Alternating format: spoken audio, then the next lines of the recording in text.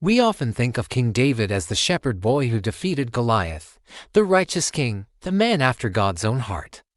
But the Bible is a book of unflinching honesty, and it shows us that even its greatest heroes had a dark side. The story of David's rise to power is not just a tale of faith and courage, it's also a story filled with political intrigue, ruthless ambition, and a trail of bodies left in his wake.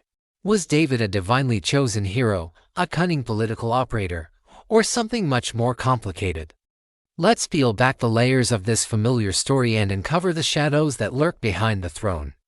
Our story begins not with a slingshot, but with a sword. After his famous victory over Goliath, David becomes a national hero.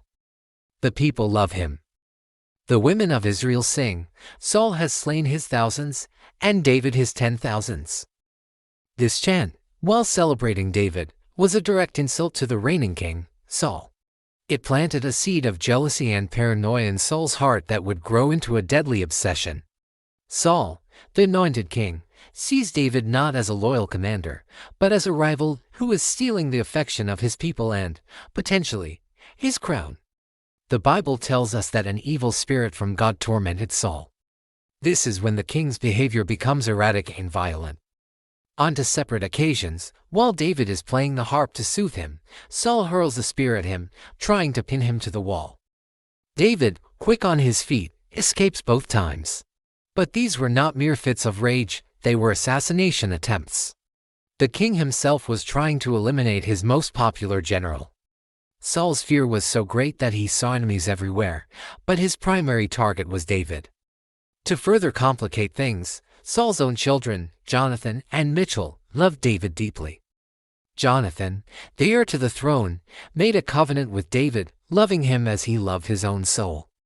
He even gave David his own robe, armor, and weapons, a symbolic act of recognizing David's future kingship. Saul's daughter, Mitchell, also fell in love with David. Saul saw this as an opportunity. He offered Mitchell to David in marriage, but with a grim price. He didn't ask for a dowry of silver or gold. Instead, he demanded 100 foreskins of the Philistines. Saul's motive was sinister. He hoped David would be killed by the Philistines while trying to fulfill this gruesome task. But Saul's plan backfired spectacularly. David, ever the overachiever, returned not with 100, but with 200, and claimed his royal bride. This victory only made David more famous and Saul more furious. Forced to flee for his life, David became a fugitive. He gathered a band of about 400 men, a motley crew described as everyone who was in distress, in debt, or discontented. He became a warlord, living on the fringes of society, hiding in caves and strongholds. It's during this time that we see a more ruthless side of David emerge. On one occasion, he sought help from Ahimelech, the priest at Nob. Desperate, David lied to the priest, claiming to be on a secret mission for King Saul. He tricked Ahimelech into giving him the holy showbread and the sword of Goliath. This lie would have devastating consequences. When Saul discovered that the priest had aided David, he ordered the massacre of all the priests at Nob. 85 men were slaughtered, along with the women, children, and livestock of the entire town. One priest, Abiathar, escaped and fled to David, bringing the horrific news. David's response is telling. He said, "I have occasioned the death of all the persons of thy father's house." He knew his deception had led to this tragedy. While on the run, David and his men operated like a protection racket. They offered to guard the flocks of wealthy landowners in exchange for provisions. One such man was Nabal, a rich but foolish man. When David's men requested supplies, Nabal insulted them and sent them away empty-handed.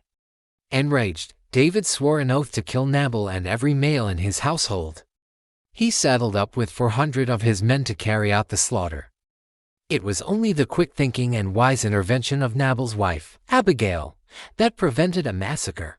She intercepted David with provisions and a humble appeal, persuading him to let go of his vengeance.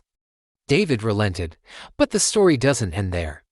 When Abigail told Nabal what had happened, he had a stroke and died about 10 days later.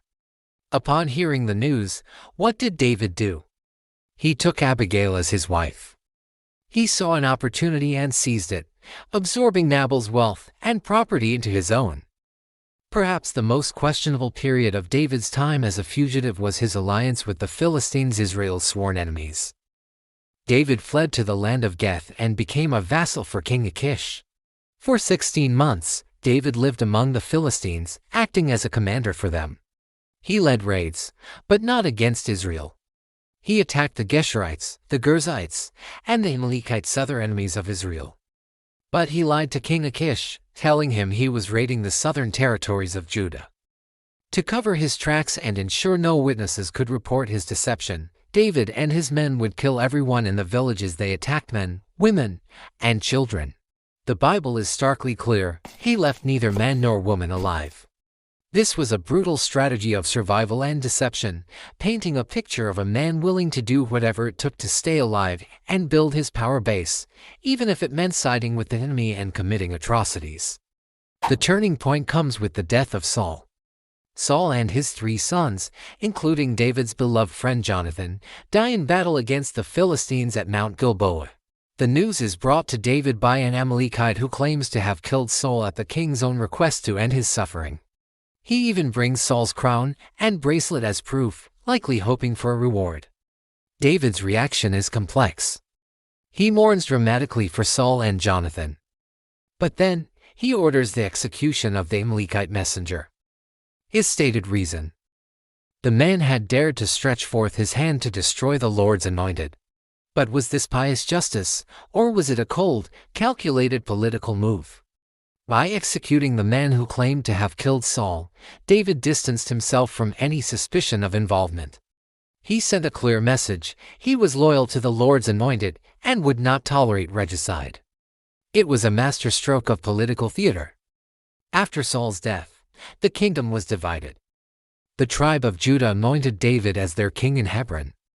But the rest of Israel remained loyal to Saul's house. Saul's commander, Abner, installed Saul's remaining son, Ishbosheth, as king over Israel, sparking a civil war. The house of Saul grew weaker and weaker, while the house of David grew stronger and stronger. The key figure in this conflict was Abner. After a falling out with Ishbosheth, Abner decided to switch his allegiance. He sent a message to David, offering to bring all of Israel under his rule. David agreed, but with one condition: Abner had to bring him his first wife, Michal, Saul's daughter, who had been given to another man. This wasn't about love, it was about legitimacy. By reclaiming Saul's daughter, David was strengthening his claim to Saul's throne. Abner fulfilled his end of the bargain. He came to David, and they made a pact. But David's own commander, Joab, was not pleased. Joab's brother had been killed by Abner in an earlier battle, and he craved revenge.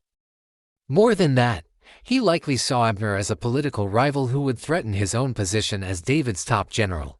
So, Joab took matters into his own hands. He lured Abner aside under the pretense of a private conversation and murdered him in cold blood. When David heard the news, he publicly cursed Joab and held a grand funeral for Abner, mourning ostentatiously. He declared his own innocence, saying, "I and my kingdom are guiltless before the Lord forever from the blood of Abner." But he never punished Joab. Joab was too powerful, too essential to David's military strength. Was David's public mourning genuine sorrow, or another calculated move to win the hearts of Abner's followers and the northern tribes? With Abner gone, Ishbosheth's reign crumbled. Soon after, 2 of his own captains, Bani and Rechab, assassinated him in his bed, hoping to gain favor with David. They brought Ishbosheth's head to David, expecting a reward. Just as he did with the Amalekite who claimed to kill Saul, David responded with outrage. He condemned them for murdering a righteous man in his own house and had them executed. Their hands and feet were cut off, and their bodies were hung up for public display. Again, David sends a powerful message: he will not tolerate murder to secure his throne. He presents himself as a man of justice, even as the deaths of his rivals conveniently clear his path to power. With every rival to the throne eliminated, Saul, Jonathan, Ishbosheth, and the powerful general Abner, the way was finally clear. The elders of all the tribes of Israel came to David at Hebron and anointed him king over all of Israel. His rise to power was complete. He had navigated a treacherous path filled with jealousy, assassination attempts, and civil war. Along the way, a surprising number of people who stood in his way ended up dead, often at the hands of others, leaving David to publicly mourn and declare his innocence while reaping the political benefits. So, was David simply a pawn in God's plan, a man blessed with good fortune as his enemies fell one by one? Or was he a master strategist, a ruthless politician who understood the game of power and wasn't afraid to get his hands dirty, even if indirectly? The Bible presents the evidence and allows us to draw our own conclusions. It shows us that David was not a simple hero. He was a complex, flawed man whose journey to the throne was paved with both divine providence and bloodshed. This is the uncomfortable, challenging, and deeply human story of King David, a story that is far more complex than the sanitized versions we often hear. Thank you for watching. If you found this exploration insightful, please like, subscribe, and hit the bell icon for more deep dives into the Bible's most compelling stories.